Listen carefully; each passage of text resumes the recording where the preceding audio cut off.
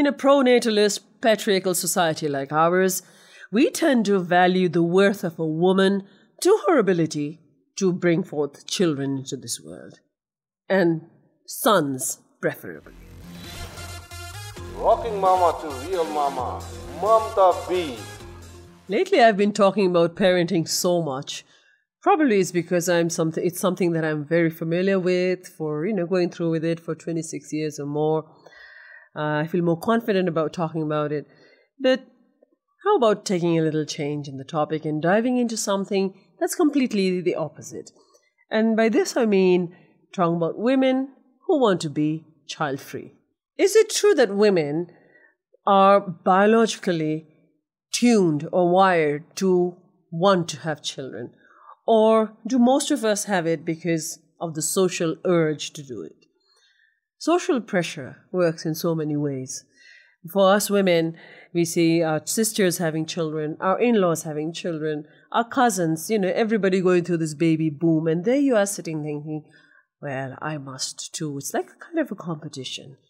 Are we doing this because we want to have, or is it because we feel tremendously under pressure? Today, if you look around you, there are more and more women that you see, that you meet, who are single, who do not want to get married, and who clearly do not want to have children.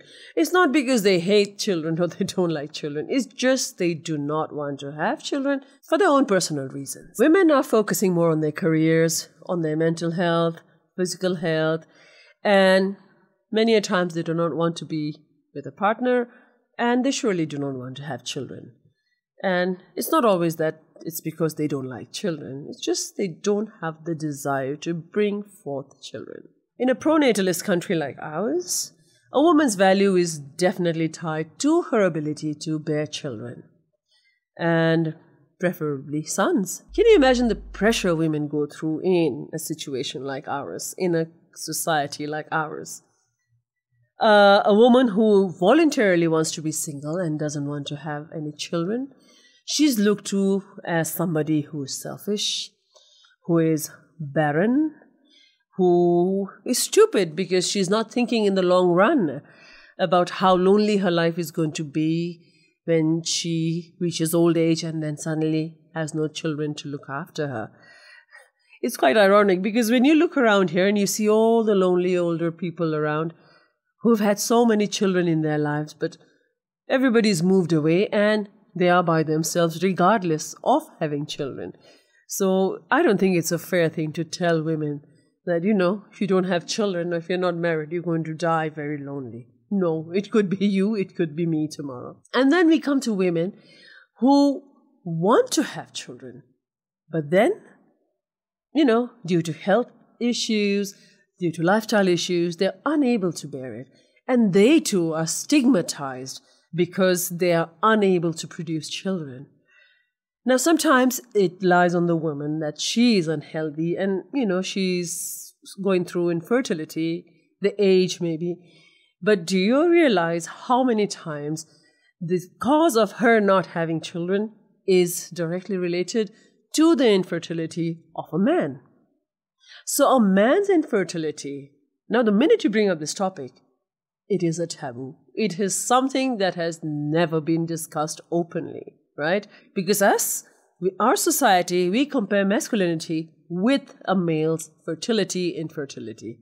I mean, we judge them accordingly. So that has put men behind when it comes to going for their regular health checkups and talking about these issues to their doctors. They really hesitate, or they don't even bring it up, the discussions to ask doctors about their fertility and what is causing them not to have children. All of these issues is a very hush-hush thing. It's done within doors, closed doors, and nobody else is supposed to know about it.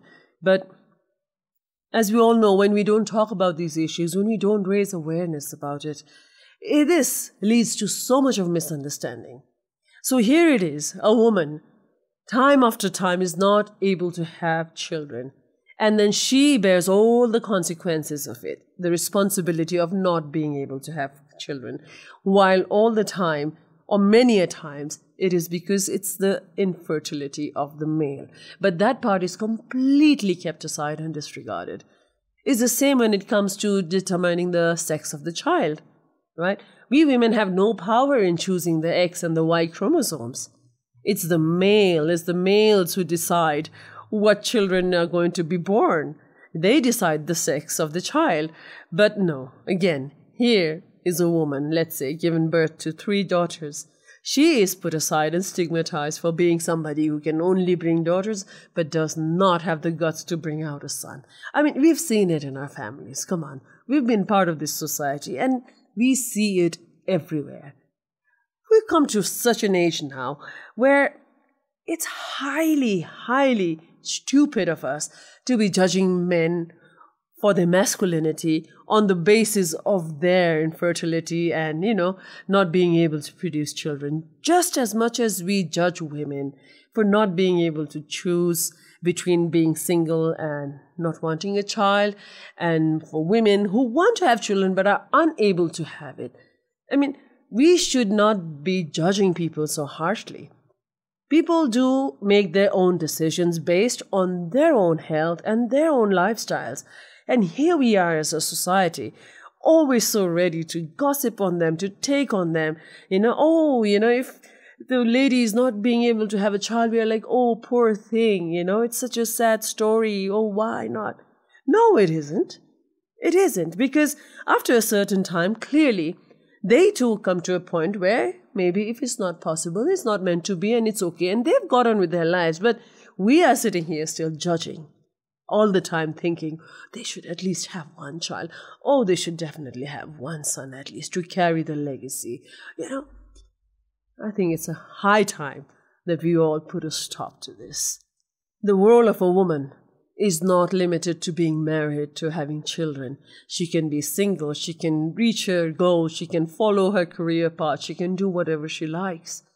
I mean, it's her body, it's her mind, it's her thoughts, and it definitely is her choice. Hits FM 91.2.